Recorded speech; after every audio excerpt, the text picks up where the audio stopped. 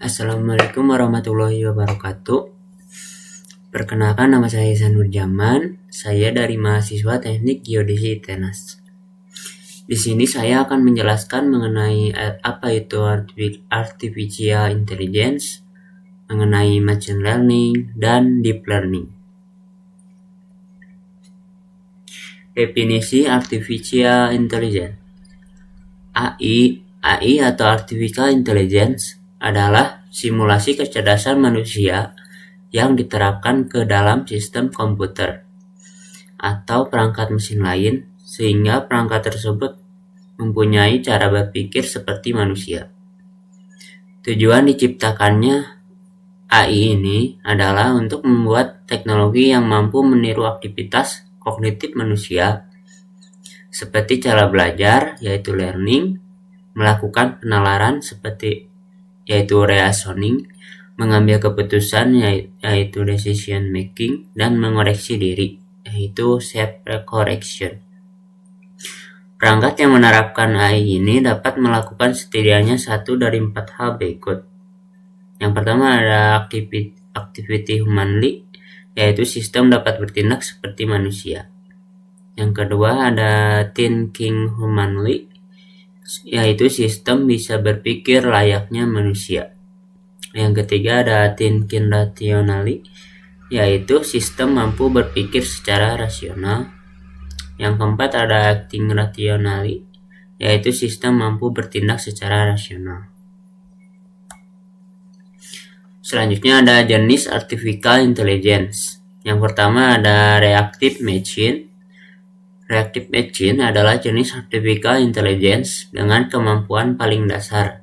Sesuai namanya, teknologi kecerdasan buatan ini mampu merespon tindakan, tapi tidak bisa menyimpan memori atau belajar dari pengalaman masa lalu. Dengan kata lain, teknologi AI ini tidak mengembangkan fungsionalitasnya, serta hanya bisa dimanfaatkan untuk pekerja yang sifatnya lebih spesifik. Salah satu contohnya adalah Deep Blue, program permainan catur milik IBM yang pernah mengalahkan juara catur dunia Garry Kasparov.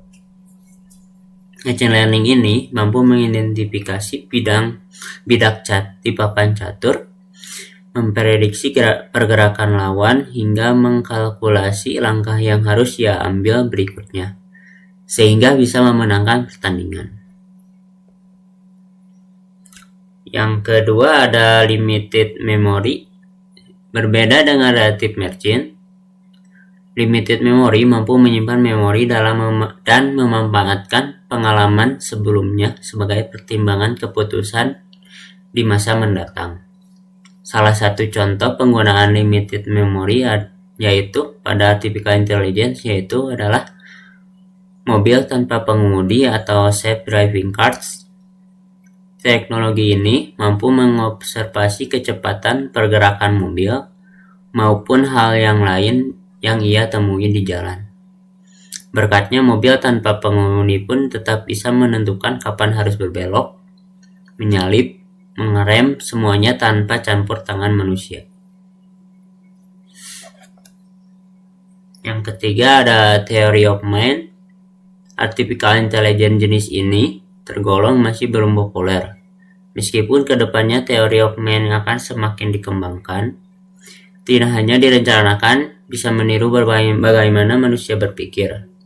Teknologi ini juga memiliki kecerdasan sosial emosional yang sama dengan manusia. Karena kemampuannya ini, output dari theory of mind ini dapat berinteraksi serta memahami perilaku dan emosi manusia. Selanjutnya yang keempat ada self-awareness. Sama seperti theory of mind, jenis ini juga masih belum eksis. Karena demikian, self-awareness menjadi jenis artificial intelligence yang lebih maju bila dibandingkan theory of mind. Tidak hanya mirip secara kecerdasan emosional, self-awareness juga memiliki tingkat kesadaran layaknya manusia seutuhnya. Beberapa contohnya seperti virtual assistant di film Her atau Jarvis dari trilogi film Iron Man. Selanjutnya ada kelebihan dan kekurangan dari artificial intelligence. Kelebihan dari artificial intelligence diantaranya meningkatkan produktivitas kerja, meminimalkan kesalahan manusia yaitu human error, mengurangi waktu yang dibutuhkan untuk mengerjakan sesuatu, dan mampu menciptakan hasil kerja yang konsisten. Mampu bekerja selama 24 jam non-stop tanpa henti.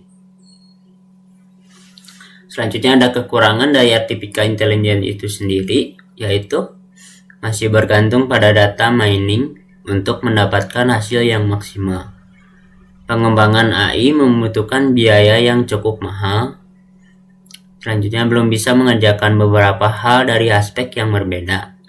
Dan masih belum banyak tenaga ahli manusia untuk mengembangkan proyek artificial intelligence ini. Contoh penerapan dari artificial intelligence itu sendiri. Yang pertama ada membuat konten. Pekerjaan konten kreator cukup banyak dimudahkan dengan semakin berkembangnya teknologi artificial intelligence. Sebagai salah satu prasarana yang populer, misalnya jika ingin membuat thumbnail YouTube, Anda bisa memanfaatkan tool artificial intelligence bernama Canva Text to Image. Atau apabila audio dalam konteks yang akan diunggah kurang jelas, Anda dapat menjadikannya dengan menggunakan tool artificial intelligence bernama Adobe Enhanced Fix. Bahkan jika malas untuk mengambil video, Anda dapat mencari tulisan lalu memanfaatkan tool Morph AI untuk mengubah teks tersebut menjadi suara. Ada lebih dari 100 set suara profesional dalam 20 bahasa yang bisa Anda pilih. Yang kedua ada pembuatan website. Memanfaatkan teknologi artificial intelligence adalah jalan pintas untuk memudahkan berbagai urusan. Salah satunya dalam hal membuat website. Tidak dapat menggunakan ChatGPT atau AI website builder untuk membuatnya. Jadi Anda hanya perlu memesan layanan hosting dan domain, lalu menuliskan pesan di ChatGPT untuk membuat kerangka website sesuai keperluan. Yang ketiga ada layanan pelanggan. Tak hanya kerangka atau isi website saja yang dapat menggunakan AI. Anda juga bisa memanfaatkan teknologi ini untuk layanan pelanggan virtual, atau kerap disebut chatbot. Banyak marketplace atau e-commerce dan media sosial yang menggunakan dalam merespon pesan yang masuk. Chatbot merupakan program komputer yang dapat memahami percakapan manusia melalui tulisan, yakni dengan memberikan jawaban yang relevan serta cepat. Yang keempat ada asisten virtual download. Penerapan kecerdasan buatan ditemukan di beberapa software asisten virtual, seperti Google Assistant atau Apple Siri. Fitur AI ini paling menonjol di aplikasi ini adalah kemampuan mengenali suara serta belajar dari interaksi Anda. Salah satu contoh perangkat lot adalah jam tangan pintar smartwatch yang dapat memantau tekanan darah dan denyut jantung penggunanya. Dari situ, pengguna bisa mendapatkan rekomendasi sesuai dengan kondisi tubuh saat itu. Selanjutnya, kita ke definisi deep learning. Deep learning merupakan subbidang machine learning yang algoritmanya terinspirasi dari struktur otak manusia. Struktur tersebut dinamakan Artificial Neural Networks atau disingkat ANN. Pada dasarnya ia merupakan jaringan saraf yang memiliki 3 atau lebih lapisan. Ia mampu belajar dan beradaptasi terhadap sejumlah besar data serta menyelesaikan berbagai permasalahan yang sulit diselesaikan dengan algoritma machine learning lainnya. Selanjutnya ada jenis-jenis dari deep learning. Yang pertama ada Convolutional Neural Network atau CNN. CNN terdiri dari banyak layer untuk memproses dan mengekstrak fitur dari data. Biasanya digunakan untuk memproses gambar dan mendeteksi objek. Saat ini CNN banyak digunakan untuk mengidentifikasi citra satelit, citra medis, dan mendeteksi anomali. Selanjutnya yang kedua ada Recurrent Neural Network atau RNN, merupakan salah satu bentuk arsitektur Artificial Neural Network yang dirancang khusus untuk memproses data yang bersambung atau berurutan. IRN sendiri biasanya digunakan untuk menyelesaikan permasalahan data historis atau time series, contohnya data lamaran cuaca. Selain itu, IRN juga dapat diimplementasikan pada bidang natural language understanding, pemahaman bahasa alami, misalnya translasi bahasa. Selanjutnya, yang ketiga ada long short term memory network, merupakan tipe recurrent neural network yang dapat mempelajari data historis atau time series. Ia merupakan algoritma deep learning yang kompleks dan dapat mempelajari informasi jangka panjang dengan sangat baik.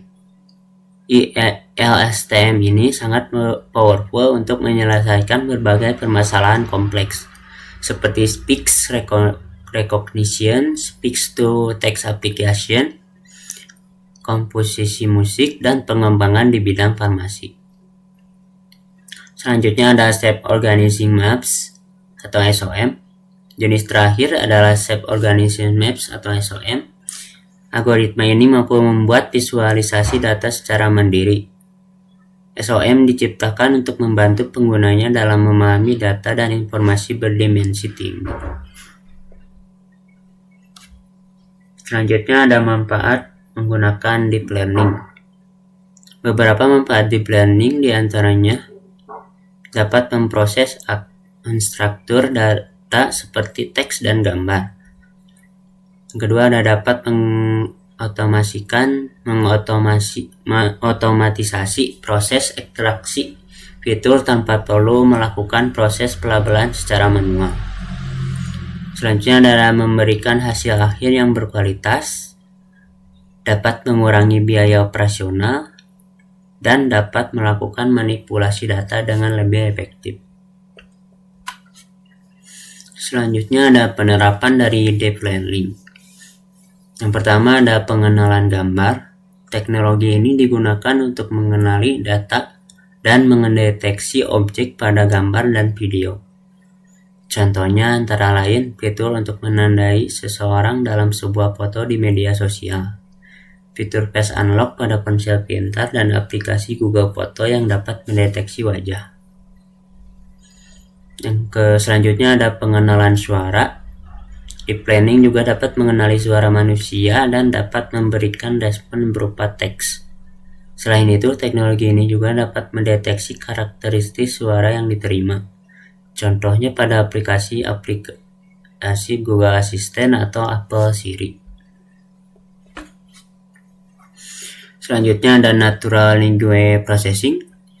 NLP merupakan bidang artificial intelligence untuk menganalisis, memodelkan, dan memahami bahasa manusia. Teknik ini digunakan di setiap aplikasi cerdas yang melibatkan bahasa alami. Ia merupakan komponen penting dalam berbagai aplikasi perangkat lunak yang kita gunakan dalam kehidupan sehari-hari. Contoh penerapan deep learning dalam bidang NLP antara lain mesin penerjemah, digital assistant, mesin pencari, dan layanan customer service dan chatbot. Yang selanjutnya ada deteksi anomali. Merupakan tahapan untuk mengidentifikasi pola yang tidak beraturan atau tidak sesuai dengan perilaku yang diprediksi. Anomali dapat diartikan sebagai perilaku atau pola yang tidak wajar dan dapat menjadi tanda adanya kesalahan dalam sistem. Teknologi ini memiliki berbagai kegunaan antara lain untuk memprediksi kesalahan yang terjadi pada sistem, pengawasan kesehatan, sampai pendeteksi penipuan. Selanjutnya kita ke definisi machine learning. Machine learning merupakan salah satu cabang ilmu kecerdasan buatan yang berkembang sangat cepat dan telah menyebabkan masalah klasifikasi, regresi, clustering, dan anomali detection pada berbagai bidang dapat diatasi lebih efisien. Dalam konteks geospasial, machine learning dapat digunakan untuk mengolah, menganalisis, dan memahami data geografis. Machine learning dapat didefinisikan sebagai aplikasi komputer dan algoritma matematika yang diadopsi dengan cara pembelajaran yang berasal dari data dan menghasilkan prediksi di masa yang akan datang menurut Goldberg dan Holland pada 1988. Peran machine learning ini dapat banyak membantu manusia dalam berbagai bidang. Bahkan saat ini, penerapan machine learning dapat dengan mudah kita temukan dalam kehidupan sehari-hari. Misalnya saat kamu menggunakan fitur Face Unlock untuk membuka perangkat smartphone, atau saat kita menjelajahi internet atau media sosial, kita akan sering disuguhkan dengan beberapa iklan. Iklan-iklan tersebut juga merupakan hasil pengolahan machine learning yang akan memberikan iklan sesuai dengan kepribadian kita. Selanjutnya ada kelebihan dari machine learning. Kelebihan machine learning diantaranya, machine learning dapat memproses data geospasial dalam jumlah besar dengan cepat, memungkinkan analisis yang lebih efisien dan waktu pemrosesan yang lebih singkat. Algoritma machine learning dapat membantu dalam mengidentifikasi pola kompleks dalam data geospasial, sehingga memungkinkan prediksi yang lebih akurat terkait dengan perubahan-perubahan yang mungkin terjadi. Machine learning dapat digunakan untuk menginterpretasi citra satelit dengan cara yang lebih otomatis dan cepat. Dan machine learning dapat digunakan untuk mengembangkan model prediksi bencana alam seperti banjir, gempa bumi, atau kebakaran hutan. Hal ini membantu dalam perencanaan mitigasi risiko dan respon yang lebih cepat. Selanjutnya ada teknik-teknik dalam machine learning. Yang pertama ada supervised learning. Teknik yang digunakan oleh supervised learning adalah metode klasifikasi, di mana kumpulan data sepenuhnya diberikan label untuk mengklasifikasikan kelas yang tidak dikenal. Dalam supervised learning, model machine learning ini diajarkan melalui contoh-contoh yang sudah diketahui atau diberi label dalam proses pelatihan. Dalam supervised learning, algoritma dapat memodifikasi model agar sesuai dengan hasil yang diinginkan. Biasanya supervised learning digunakan pada aplikasi yang memprediksi kejadian yang di masa mendatang berdasarkan data historis. Selanjutnya ada algoritma dari supervised learning. Yang pertama ada linear regression. Regresi linear atau linear regression merupakan jenis algoritma supervised learning yang digunakan untuk mengidentifikasi hubungan antara variabel dependent atau terikat dan satu atau lebih variabel dependent yang bebas, dan biasanya digunakan untuk membuat prediksi di masa mendatang. Dalam proses ini, hubungan antara variabel bebas dan terikat dihitung dengan menyesuaikan mereka ke garis regresi. Bila hanya ada satu variabel bebas dan satu variabel terikat, maka disebut regresi linear sederhana. Jika jumlah variabel bebas lebih dari satu, analisis ini disebut sebagai regresi linear berganda. Selanjutnya ada logistic regression. Adalah algoritma supervised learning yang digunakan untuk memperkirakan nilai discrete atau biasanya nilai biner seperti 0 atau 1 yang ya atau tidak, benar atau salah, dari sekumpulan variabel independen dengan memprediksi probabilitas suatu peristiwa dengan menyesuaikan data ke posisi logistik. Jika regresi linear dimanfaatkan ketika variabel dependen atau adalah kontinu, Regresi logistik dipilih ketika variabel dependen adalah kategoris, yang berarti mereka memiliki keluaran biner. Selanjutnya ada K-nearest neighbor. Algoritma ini mengkelaskan data baru menggunakan kemiripan antara data baru dengan sejumlah data pada lokasi yang terdekat yang telah tersedia. Algoritma KNN ini dapat digunakan untuk kasus klarifikasi maupun regresi. Meskipun demikian, KNN lebih sering digunakan dalam proses klasifikasi. Selanjutnya ada decision tree. Jenis algoritma supervised learning ini yang banyak digunakan untuk masalah klasifikasi. Algoritma ini dapat bekerja pada variabel dependen dengan data kategorikal dan kontinu. Dalam algoritma ini, kita membagi populasi menjadi dua atau lebih kelompok homogen. Pembagian dilakukan berdasarkan atribut atau variabel independen atau fitur yang paling signifikan untuk membuat kelompok yang berbeda sebanyak mungkin. Proses ini dilakukan berulang sampai target kelas sudah tercapai. Selanjutnya ada random forest. Algoritma random forest adalah bentuk ensemble learning dengan metode bagging yang mengkombinasikan banyak tree hasil algoritma decision tree yang tidak berkorelasi satu sama lain. Untuk mendapatkan hasil akhir, hasil model dari setiap tree ini dilakukan voting atau dihitung rata-ratanya. Selanjutnya ada naive Bayes. Adalah algoritma klasifikasi yang mengadopsi prinsip dari teorema Bayes. Algoritma ini menganggap bahwa kehadiran satu fitur tidak mempengaruhi keberadaan fitur lain dalam probabilitas yang hasil yang diberikan, dan setiap prediktor memiliki efek yang sama pada hasil tersebut. Selanjutnya ada yang kedua, yaitu unsupervised learning. Teknik ini sering disebut cluster dikarenakan tidak ada kebutuhan untuk pemberian label dalam kumpulan data, dan hasilnya tidak mengidentifikasi contoh di kelas yang telah ditentukan. Pada metode machine learning ini, data yang diolah tidak memiliki label dan sistem tidak mengetahui jawaban atau output yang benar. Contohnya, dapat digunakan untuk mengidentifikasi segmen konsumen dengan atribut yang serupa dan mengelompokkannya agar dapat ditangani atau diperlukan sama dalam sebuah kampanye digital machine learning. Selanjutnya ada algoritma unsupervised learning. Yang pertama ada K-means, yaitu membagi data ke dalam kelompok berdasarkan kemiripan fitur. Yang kedua ada principal component analysis, yaitu mengurangi dimensi data dengan merangkum varian yang tinggi ke dalam beberapa komponen utama. Yang ketiga ada independent subspace analysis, memisahkan sinyal campuran menjadi komponen independen.